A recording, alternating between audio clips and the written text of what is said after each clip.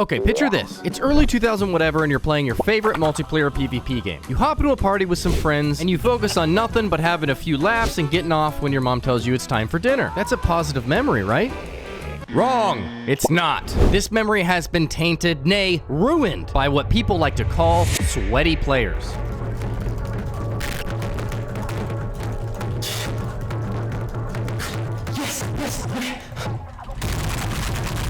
If you follow anything in the gaming space, you'll know how much sweaty players have ruined the casual player base's experience on any of the games that you play that are multiplayer or PvP. But I want to pose the question, do sweaty players even exist? But not only that, I'm going to answer the question and tell you, no, they don't.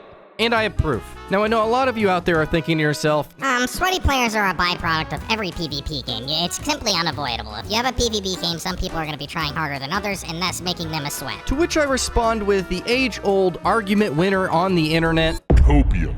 No, but in all seriousness, I'm going to break down my argument into 3 categories. How things have changed from back then to now, public perception, and the last one I'd like to call streamers. Now, you don't have to give me the same amount of prep time Batman needs to defeat Superman in some whatnot film in the DC to explain to you how things have changed from back then and those pleasant memories to now. People just play video games for a completely different reason than they used to. I think the biggest selling point, even for a PvP game, things like Call of Duty or Halo, was the campaign for a lot of people. Halo 3's multiplayer was a huge success, but if you went back in time and tried to sell me a copy of Halo 3 and told me it didn't have a campaign in it, I wouldn't have bought the game. Now, to be completely fair, I wasn't the one who bought the game. It was my mom, because I told her that I was shooting aliens and not people, so it was okay. I know a lot of other people had similar experiences, but my point still stands. Multiplayer and campaign were about the same level of importance to people back then. Hell, if you said multiplayer on the cover of a new game, you would probably think it was split screen. If gaming back then was a cake, the PvP multiplayer would be the icing. It was something to add to the experience to help sell the game. You liked it a lot, but it wasn't just the main experience. This is what I think has changed today, and I think that change has been caused by Battle Pass systems. Now, in order to convince you of my point, I need you to travel back in time with me, back all the way to Prime Fortnite.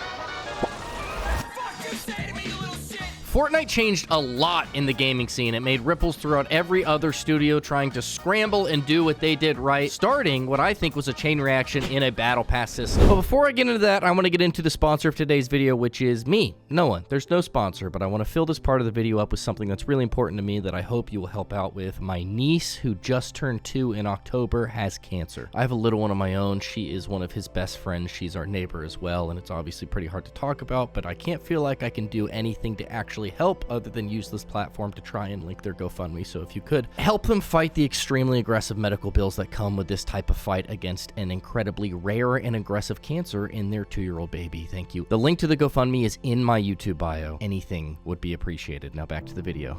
Now, I know Fortnite wasn't the first game to introduce a Battle Pass system, but they were the first that I can remember that went mainstream on a level that they did, and I think the effects of this are still being felt to this day. I mean, think of any AAA release nowadays. It has to have a Battle Pass system and some other form of microtransaction that they shove in there that they call their own. Now, I'm not necessarily against the Battle Pass system. There are some out there that I really enjoy, but when I'm comparing old times to now, I don't think it's any surprise to see that the Battle Pass system was what stands out to me the most. I mean, in terms of progression, old games used to rely on their storytelling and maybe the core mechanics. Now, it's what's the most appealing and what you can unlock. It's valuing your players' time in a progression system that you can show off to other players, and I really feel like this trend started when Fortnite started to pick up and other people started to take pride in what they were wearing and unlocking. Now, Halo had an armor system. Call of Duty has their camo system still to this day, but it was not to the degree of that was the sole purpose of why you played the game. If I'm playing a competitive PvP shooter today, I think what I'm most focused on is either those camos, what I can put on my player, what I can put on my gun. That feels like the sole goal, to the point where I almost miss out on what the main point of the game is today. But how does this relate to our subject in today's video? Now, I think sweats don't exist. That is my main point. But what I think is in its place is players with an overemphasized focus on how they are perceived by other players in this lobby. Now, I don't think this is a problem. I quite enjoy this. I like having some personification in my character in game, earning things that I can flex on other people, representing my skill level, a first impression on other players who have done a similar grind, something I can kind of show off with. I really enjoy this progression system. But you know who doesn't? You know what I think it is?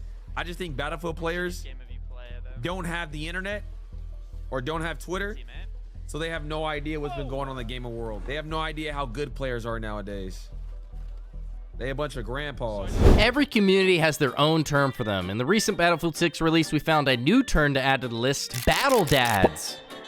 In Call of Duty, I think they're just called casuals. In your favorite game, they have their own term for them, but this represents the community that does not take the PvP mode of a game too seriously. They're just playing to have fun like you used to in the old days, and I think in this new generation of gaming, that is not emphasized like it used to be. Now, this brings me perfectly into my second point: public perception. I think the public perception from this new generation of gamers is that you need to be the very best at a PvP game if that is your main game, and if not, then why are you even playing? Now, for those who grew up with those old games, or the 9-to-5ers, or the dads that still like gaming as a hobby, such as myself, this is not how you view gaming as a whole. It doesn't matter what game you're playing. You could be playing Cyberpunk 2042, you could be playing Skyrim for the 10th playthrough at a time, or you could be playing the new Call of Duty in front of all of these sweaty players, but your main goal is not to be the best in the lobby. Your main goal is to have fun casually with your friends, try and have a good time, relax after you get off of work, or before you put your kids to bed. Now, let's compare this to the new generation of gamers who have grown up with Fortnite being one of their first games they've experienced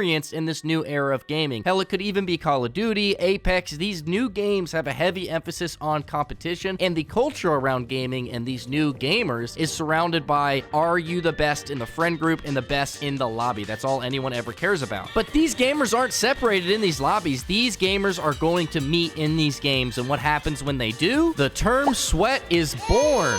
The gamer who grew up playing Halo and Modern Warfare for the campaign, having a good time with an emphasis on fun, is going to see this new generation of gamer trying to be the best, and they're going to cringe and call them a sweat. Now, this is where the foundation of my argument is going to ride on. You might perceive someone who is slide canceling, wall bouncing, it doesn't matter what game it is, but they do that, and you perceive them as someone who is trying way too hard, but in reality, 90% of them look like Mr. Incredible at his insurance job at the beginning of the movie. And this is where I'm going to make my main case. Sweats don't exist. They're just players who are better than you.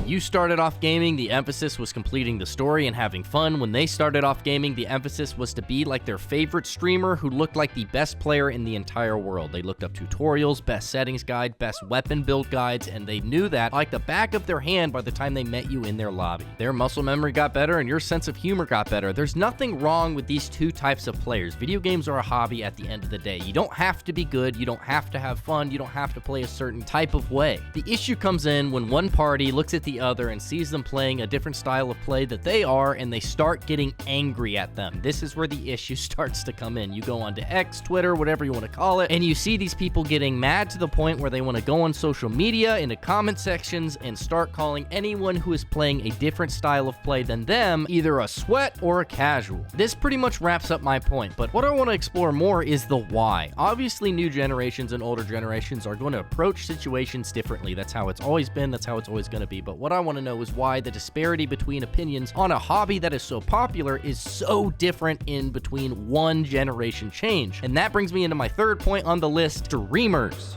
It seems like back in 2019, with the explosion of Warzone 1, everyone tried to be a streamer in the space, and it really took off for a lot of people. A lot of people who just played the game casually would look over and watch these players be really, really good, start watching them every single day when they would go live, try and hop into the game and emulate what they did. It was a resource that was there that didn't used to be there for players who used to be playing video games. Now take that and pair it with a failing economy and someone who is looking to make ends meet, and seeing someone on their screen do something they enjoy in their off time, and the idea is born that, man, I could play this, be good enough to play it, and have it be my full-time job. Don't believe me? Look at this dude on my phone who's actually making it work. And not only is he successful, he's wildly successful. If you're in school growing up and you see someone like Kai Cenat playing video games and becoming famous, it would be really cool to go, hey, I could do that. I'm entertaining too. And the dream is born to try and be so either good at video games or so entertaining while you're playing video games that it justifies the temptation to be playing as many hours a day as possible. Now take this and show this to someone who's already in a career they're already settled in. You're not really going to restart off a whim like that, and he's not going to take it the same way that a kid who is in 6th grade looking at someone who's really, really good at his favorite video game become successful, make a career out of it. They're both going to interpret it very differently. One person's going to see that and see that as another form of entertainment that they like to watch in their off time, and the other's going to see that as a ray of hope and see that as something they could become if they put enough work into it. This is why the disparity of views is so drastic when these two communities meet. All of a sudden, an entire generation has a legitimate reason to sink more hours into a video game game that another generation could even justify doing after work at their age in their career. And that's what it comes down to, practice time. Obviously, someone who is putting more time into a hobby is going to be better than you than that. That's why I don't understand why people get so angry to the point where they're calling people sweats like it's a derogatory term. Some even take it farther. They get mad at the game developers that there are mechanics that you can get better at in a game because they go out and they see people get better than them after putting more time in, and they get angry that the thing is even there. It is not the game developer's fault. It is yours. You are playing the game casually. Obviously, someone who is playing it more than you is going to be better with those mechanics. It is okay to be bad at a video game. This in particular grinds my gears, man. I think if you watch someone make this argument, I compare it to this. If you go onto the pickup basketball court near your house and you're playing basketball with whoever shows up and you see Kyrie Irving show up, you're not going to go, yeah, I lost only because basketball has the three-pointer line. No, you're going to say, I lost because I was playing Kyrie freaking Irving. He's just really good. He's just better than you.